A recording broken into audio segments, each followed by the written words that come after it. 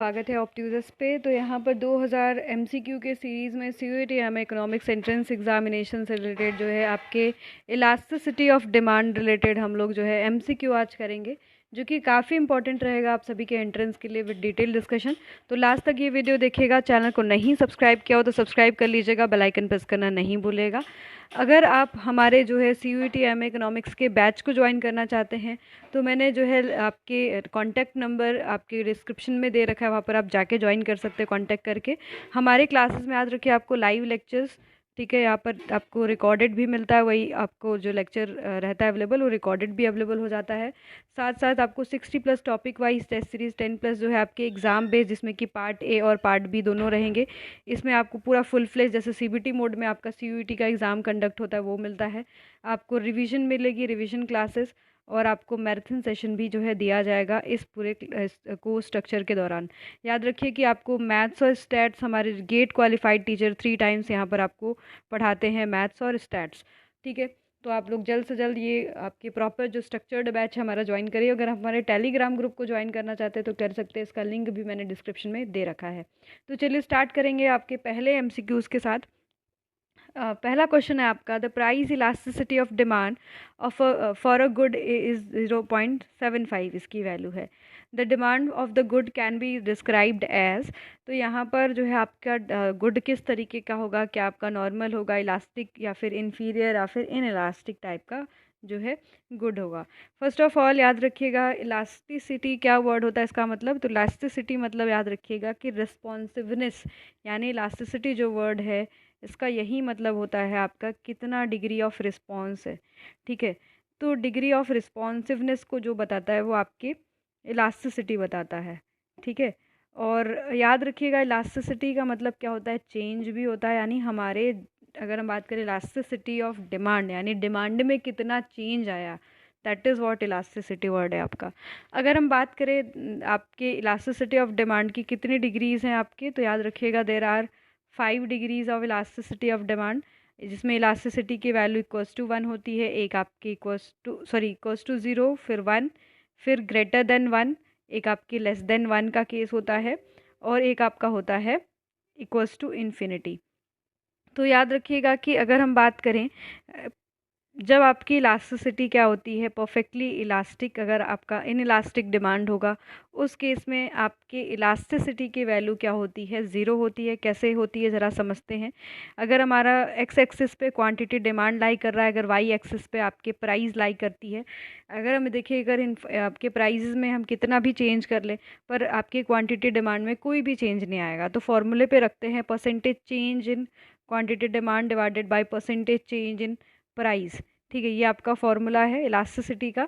तो यहाँ पर आपके क्वांटिटी डिमांड में 0% चेंज आया है और मान लीजिए कि प्राइस आपकी 10% से चेंज हुई है, तो क्योंकि 0 divided by 10% that is what आपका 0, तो इलास्टिसिटी की वैल्यू आपकी क्या हो जाती है, 0।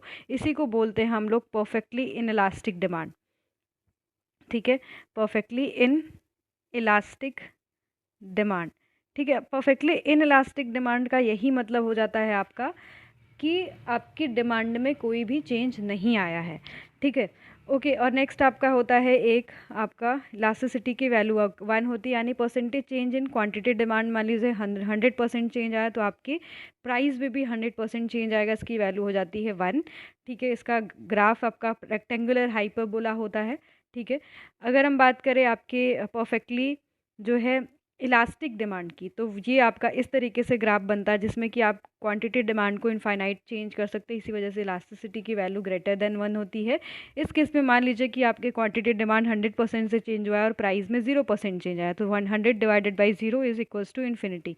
यानी जब हम किसी भी नंबर को डिवाइड करते हैं 0 से तो आपकी वैल्यू क्या आती है, इन्फिनिटी आती है।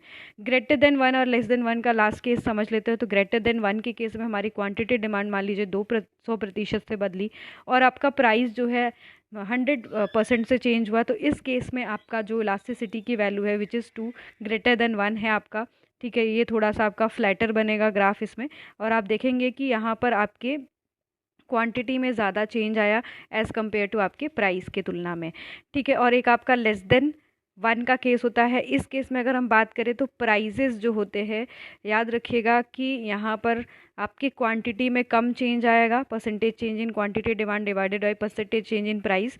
तो इस पे इलास्टिसिटी की वैल्यू क्या आ जाती है आपकी लेस देन 1, यानी 0.5 इज़ लेस देन 1। तो इसका थोड़ा सा स्लोप जो होगा आपका स्टीपर होगा, ठीक है। और आप देखेंगे कि प्राइसेस ज़्यादा बदलेंगी एज़ कम्पेयर टू आपकी क्वांटिटी डिमांड के, ठीक है। तो ये 5 डिग्रीज आपको याद रखनी है।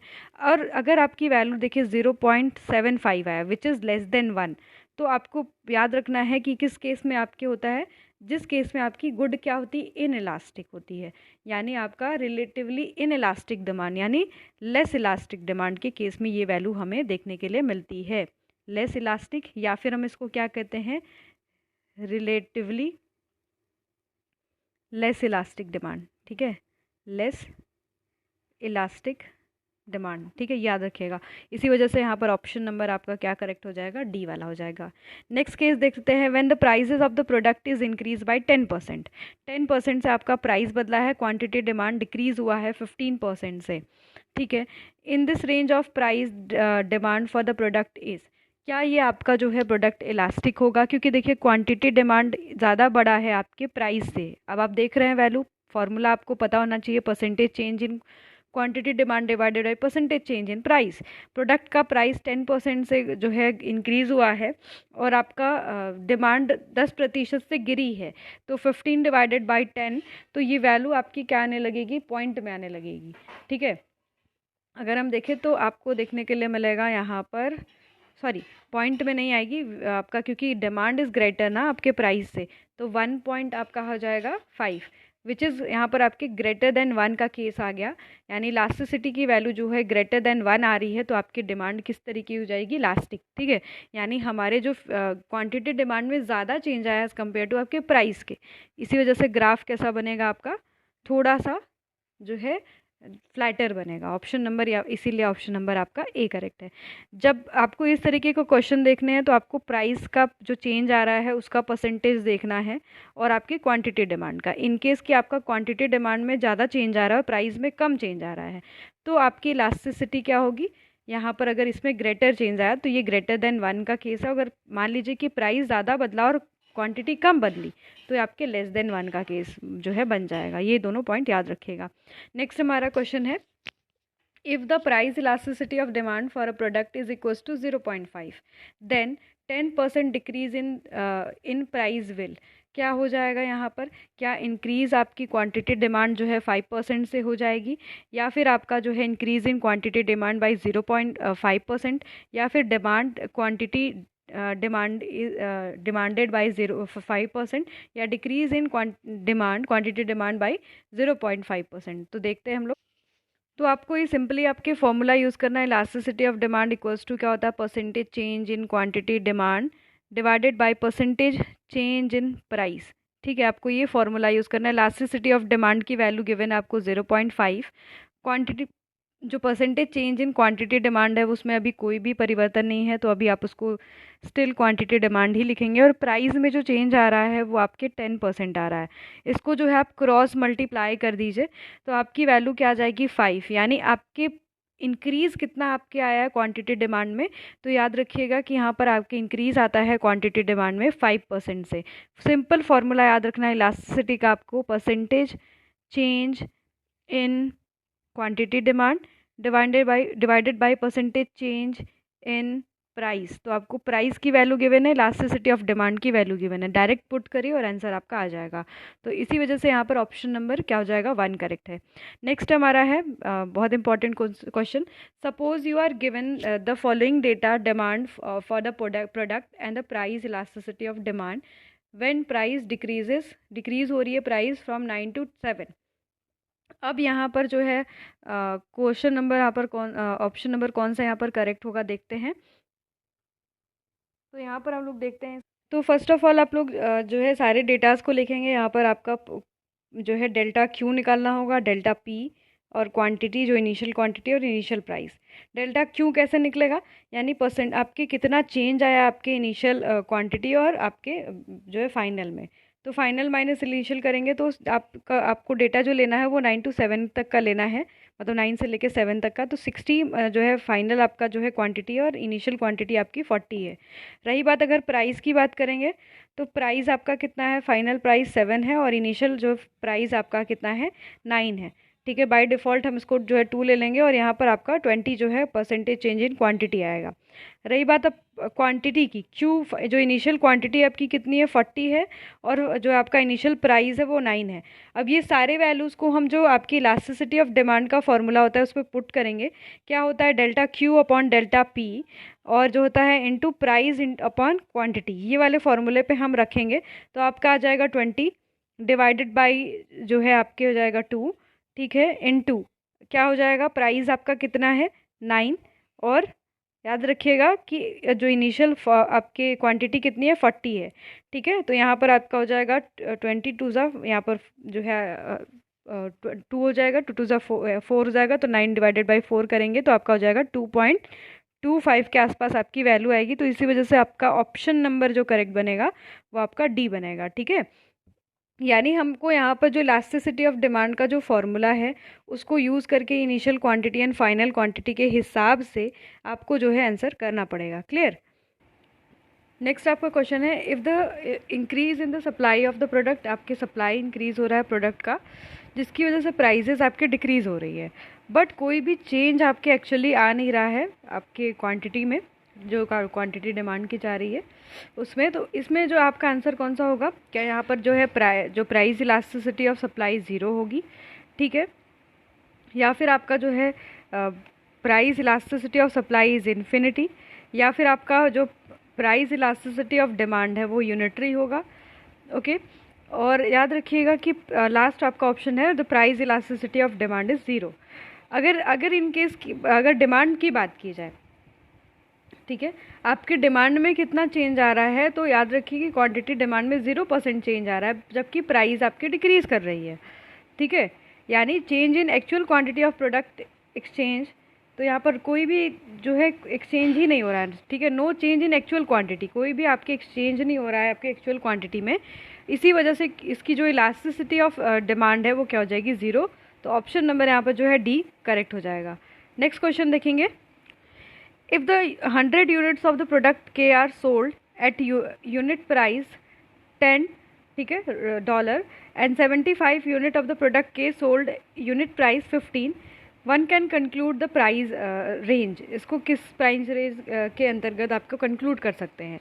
क्या यहाँ पर demand for K is elastic है, या फिर आपका इनइलास्टिक है, ठीक है, या फिर आपका जो है demand for K has shifted towards right, या फिर आपका consumer are sensitive to price change of product के। ठीक है, यहाँ पर याद रखिएगा कि इनिशियली जब प्राइस था तो उस पर 100 यूनिट्स परचेज हो रहा है।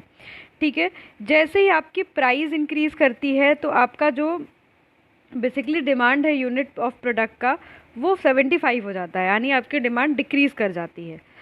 ठीक है, तो अब इसकी जो है इलास्टिसिटी आपको निकालनी पड़ेगी। इनिशियल प्राइस आपका 10 है, फाइनल इज़ 15। ठीक है, और आपका इनिशियल क्वांटिटी 100 है प्रोडक्ट का एंड फाइनल क्वांटिटी आपकी 75 है। अब आपको इसको फॉर्मूले पे रख के कैलकुलेट करना होगा। तो क्या फॉर्मूला है आपका, क्वांटिटी डिमांड डिवाइडेड बाय आपका जो है price, change in price, price into quantity. कितना आपके जो है बेसिकली इसमें आया क्वांटिटी, जो चेंज आया चेंज इन क्वांटिटी, तो यहाँ पर 25 आया। ठीक है, हाँ, जो है आप 75 माइनस 100 कर दीजिए, 25 आ जाएगा, माइनस 25 आएगा, पर हम बाय डिफ़ॉल्ट 25 ही लेंगे। ठीक है, और अगर हम बात करें प्राइस में जो चेंज आया वो कितना आया आपका 5। ठीक है, अब अगर बात करें कि इनिशियल जो आपके प्राइस था वो कितना था, तो इनिशियल प्राइस वॉज 10 रुपीज़। ठीक है, और अगर हम बात करें कि फाइनल जो आपकी इनिशियल क्वांटिटी कितनी थी, वो आपकी 100 थी। ठीक है, अगर हम डिवाइड करें तो यहाँ पर आपका 2 हो जाएगा और यहाँ पर आपका 4 हो जाएगा। ठीक है, ओके। अब अगर इसको आप फर्दर डिवाइड करोगे तो 1/2 आएगा। 1/2 को अगर आप फर्दर डिवाइड करते हो तो पॉइंट जो है आपकी 5 वैल्यू आएगी, विच इज़ लेस देन 1। यह आपका लेस देन 1 है, तो गुड किस तरीके का हो जाएगा, तो याद रखिएगा कि डिमांड फॉर द प्रोडक्ट के इज़ इनइलास्टिक, यानी अगर इलास्टिसिटी की वैल्यू लेस देन 1 होती है तो हमारा गुड कौन सा हो जाता है आपका इनइलास्टिक, यानी के किस टाइप का गुड है, आपके इनइलास्टिक टाइप का गुड है। इसी वजह से यहाँ पर जो आपका ऑप्शन नंबर बी है वो करेक्ट होगा। फिफ्थ का एक बार आप फिर से सॉल्यूशन कर लीजिएगा, वैसे तो मैंने किया है, आप लोग देख लीजिएगा उसको फिर भी। नेक्स्ट आपका है question number 7, the total revenue falls as the price of the good increases. जैसे ही आपका जो प्राइस है वो आपका of the good is increases, तो आपका रेवेन्यू क्या हो रहा है, फॉल हो रहा है। If price elasticity of demand is, इस केस में आपकी प्राइस इलास्टिसिटी ऑफ डिमांड क्या होगी, तो आपको जो है जो रेवेन्यू मेथड है आपको बेसिकली पढ़ना पड़ेगा, इसके लिए हम लोग समझते हैं उसको। तो फर्स्ट ऑफ ऑल आप लोग ये जो है आप टेबल को देख लीजिए जिसमें कि आपके प्राइस दिया हुआ है, क्वांटिटी दी हुई है, ठीक है। टोटल आउटले आपका है, ठीक है, यानी प्राइस इनटू क्वांटिटी, ठीक है, जिसको हम लोग बोलेंगे आपका जो टोटल आपका एक्सपेंडिचर या फिर आपका जो है कह सकते हैं। तो अगर हम बात करें यहाँ पर आपका जो है प्राइस आप देख रहे हैं कि जैसे जैसे प्राइस डिक्रीज़ कर रहा है वैसे वैसे आपकी क्वांटिटी इंक्रीज़ कर रही है, ठीक है। और हमने ये देखा कि आपका जो बेसिकली स्टार्टिंग में जो आप देख रहे हो कि आपका जो टोटल आउटले है वो क्या हो रहा है, बढ़ रहा है, ठीक है। जब प्राइस आपकी डिक्रीज़ कर रही थी तो आपका जो आउटपुट था, मतलब आपकी जो क्वांटिटी थी वो ज़्यादा बिक रही थी, और आपका जो टोटल आउटले क्या हो रहा था आपका, वो भी इंक्रीज़ कर रहा था। पर एक टाइम बाद आपने देखा कि आपका जो प्राइस है वो गिरने लगता है, पर आपकी क्वांटिटी स्टिल मतलब आपकी उसमें भी इंक्रीमेंट आता है, पर वो उसकी वैल्यू क्या होने लगती है, कांस्टेंट हो जाती है। और फिर लास्ट में आप देखते हो कि टोटल आउटले आपका गिरने लगता है, ठीक है। जैसे जैसे और भी प्राइजेस गिरने लगती है और आपके जो है क्वांटिटी तो बढ़ रही है, पर फिर भी आप देखेंगे कि आपकी जो इलास्टिसिटी की वैल्यू है यहाँ पर लेस देन आ जाती है यहाँ पर, क्योंकि आउटले के हिसाब से हम देख रहे हैं। तो हमने देखा कि जब आपका टोटल जो रेवेन्यू है वो आपका डिक्रीज़ कर रहा है प्राइस के इंक्रीज़ करने की वजह से। आई थिंक क्वेश्चन ये था, फिर से देख लेते हैं हम उसको।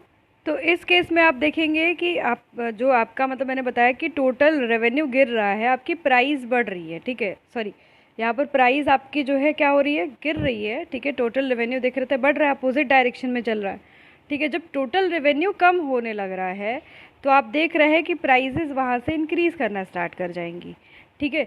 तो उस केस में जो हमारी इलास्टिसिटी है विच इज़ ग्रेटर देन 1 का केस हमारा बनेगा, ठीक है। ओके, पॉइंट याद रखिएगा। तो यहाँ पर क्वेश्चन फिर से रिपीट कर देते हैं। Total revenue falls as the price of the good increases.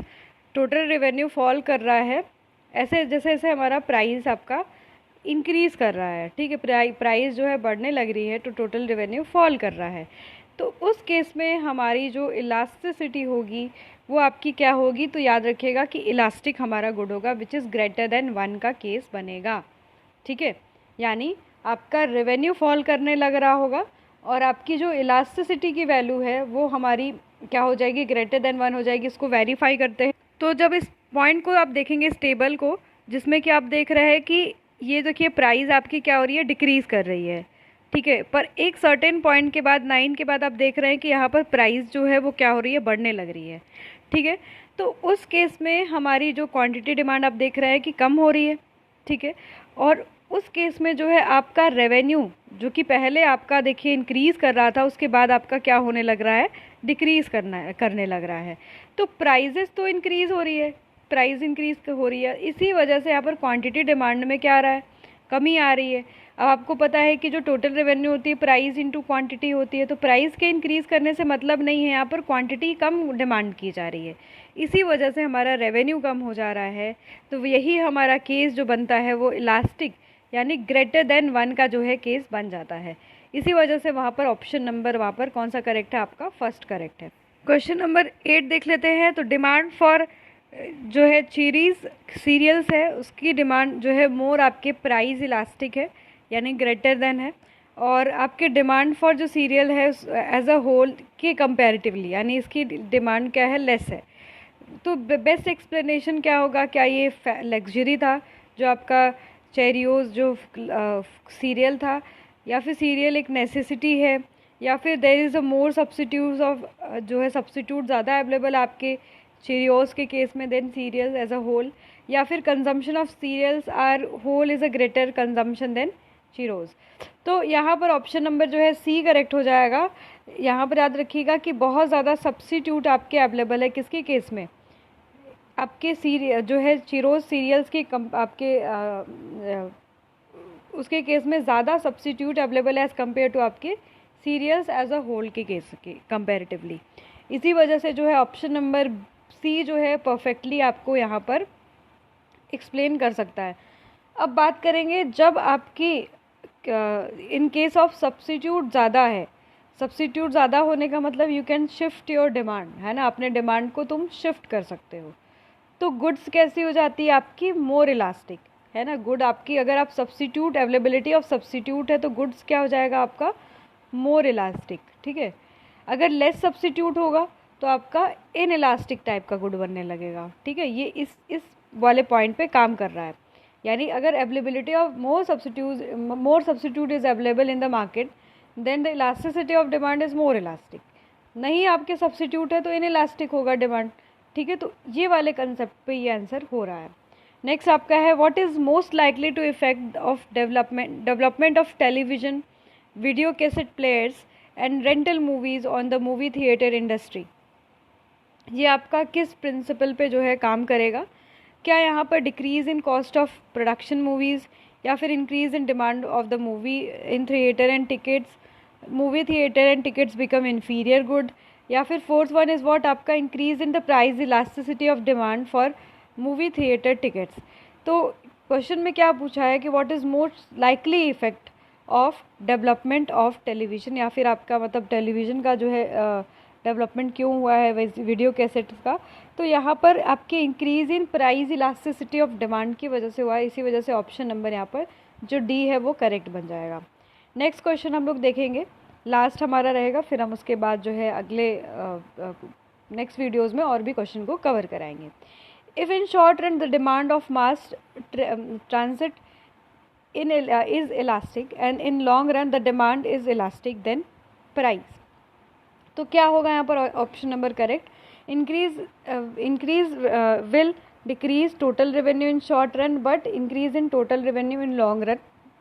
Next हमारा है increase will increase in total revenue in short run but decrease in total revenue in long run.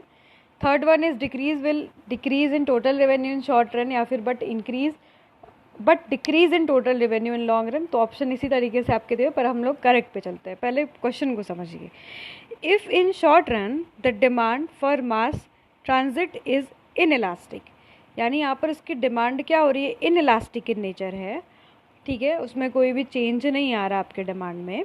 In long run the demand is elastic, पर demand आपके long run में elastic हो रही है। तो यहाँ पर आपके प्राइजेस में क्या चेंजेस आएगा, ठीक है। शॉर्ट रन में कोई भी आपके डिमांड में चेंज नहीं आ रहा है, ये पॉइंट याद रखिएगा, पर लॉन्ग रन में आपके डिमांड में चेंज आ रहा है, इलास्टिक आपकी डिमांड है। तो यहाँ पर ऑप्शन नंबर जो करेक्ट बनेगा वो हमारा बी वाला बनेगा। क्या है, इंक्रीज़ इन टोटल रेवेन्यू। क्यों, क्योंकि शॉर्ट रन में अगर आपकी प्राइजेस बढ़ भी जा रही हैं, मान लीजिए कि प्राइजेस बढ़ के 1 2 3 हो गई मास ट्रांजिट की, मान लीजिए, फिर भी आप क्वांटिटी जितना डिमांड कर रहे थे 4 4 4, तो टोटल रेवेन्यू तो आपका बढ़ता ही जाएगा, है ना। टोटल रेवेन्यू शॉर्ट रन में बढ़ता जाएगा। इनलास्टिक का मतलब, डिमांड का मतलब होता है कांस्टेंट डिमांड, आपको जितना चाहिए आप उतना डिमांड करोगे ही करोगे। शॉर्ट रन में तो ठीक है, आपका जो टोटल रेवेन्यू है वो इंक्रीज़ करेगा, पर क्योंकि आपका लॉन्ग रन में क्या हो रहा है, इलास्टिक डिमांड है, तो चेंज भी हो सकता है। आपके प्राइस में चेंज आएगा तो आपके क्वांटिटी डिमांड में भी चेंज आएगा। इन केस कि आपका प्राइस यहाँ पर 1 2 3 इंक्रीज़ कर गया तो डिमांड तुरंत ही आपके डिक्लाइन करने लगेगी, 4 से 2 पे, 2 से 1 पे यहाँ पर आने लगेगी। अब तो देख सकते हो कि प्राइस इनटू क्वांटिटी करते हो तो रेवेन्यू आता है, तो रेवेन्यू भी आपका डिक्लाइन करेगा। इसी वजह से ऑप्शन नंबर यहाँ पर बी हमारा करेक्ट हुआ, ठीक है। अगर आपको ये सीरीज़ पसंद आई होगी तो कमेंट सेक्शन में ज़रूर बताइएगा। चैनल पे जुड़े रहिएगा, लगातार हम जो है MCQ इसी तरीके से चैनल पे करवाते रहेंगे। जुड़े रहिएगा, धन्यवाद।